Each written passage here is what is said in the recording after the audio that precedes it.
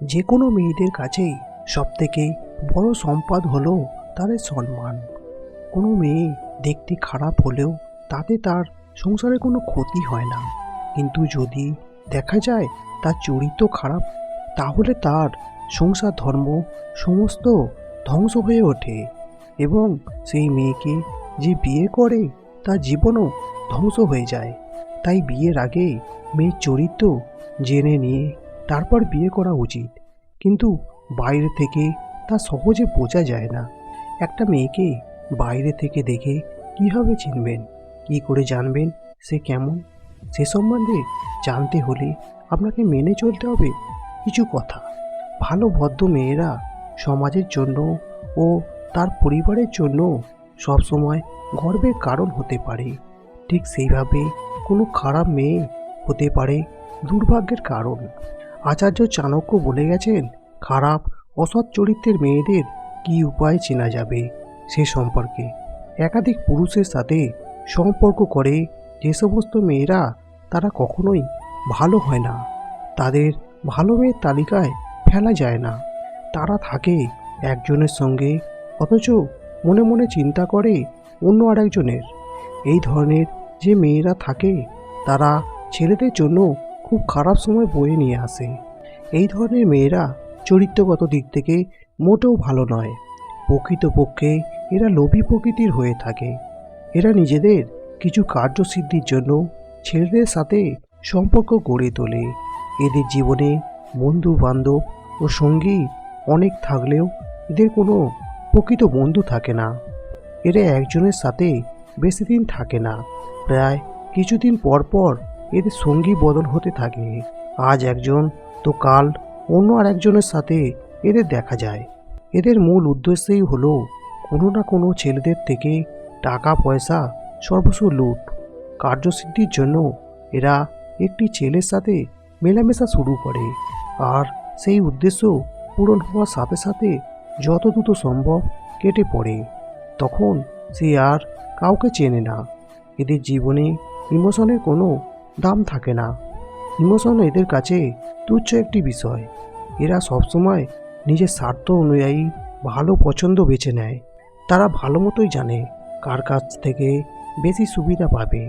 ধরুন, একজনের কাছ থেকে তারা যদি ভালো কিছু না পায়, তাহলে অন্যজনের কাছে চলে যায়। এদের চোখের দৃষ্টি এক কথায় খুব নির্লজ্জ প্রকৃতির হয়।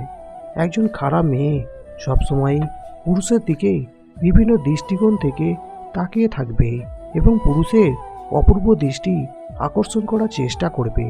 ছেলেদের দিকে তারা এমনভাবে তাকায় মনে হবে যেন সে তার ভেতর পর্যন্ত পড়ে নিয়েছে। এরা পুরুষের জীবনসঙ্গী হিসেবে একদম ঠিক হয় না। এদের স্বভাব এমনই হয়, যখন তখন যে কারোর প্রেমে পড়ে যায়। এরা অল্পতে খুশি থাকতে পারে না। এদের চাহিদা দিন দিন বাড়তেই থাকে। নিজের চাহিদা পূরণের জন্য অনেক পুরুষের সঙ্গে এরা সম্পর্ক রাখে এবং কার্যসিদ্ধি করে।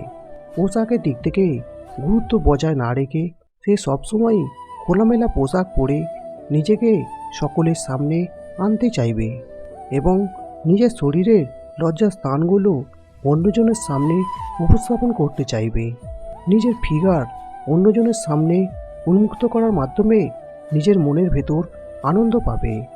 এরা নিজেদের মেধার বিকাশে কাজ না করে সবসময় সস্তা বিনোদন খুঁজে বেড়াবে এবং সবসময় সস্তা বিনোদনের কাজগুলো করে নিজেকে অন্যের সামনে সস্তা হিসেবে উপস্থাপন করবে।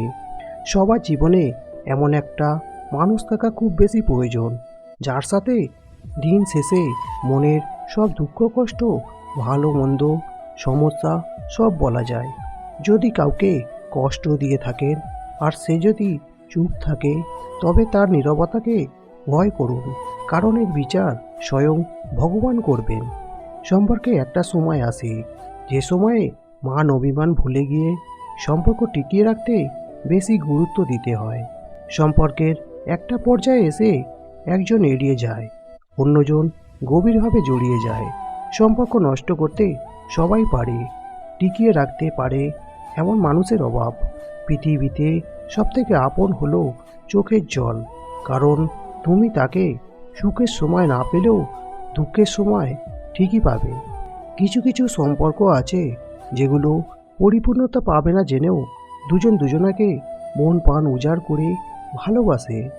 যে মেয়েটা তার জমানো টাকা দিয়ে তোমাকে গিফট কিনে দেয়, সে আর কিছু না জানলেও তোমাকে ভালোবাসতে জানে। কাউকে একবার মন থেকে ভালোবেসে ফেললে তাকে ছাড়া অন্য কাউকে ভালোবাসার আশাটাই যেন মরে যায়। মানুষ দুঃখ ভুলে যেতে পারে, কষ্ট ভুলে যেতে পারে, কিন্তু আপন জনের থেকে পাওয়া বিশ্বাসঘাতকতা কখনো ভুলতে পারে না।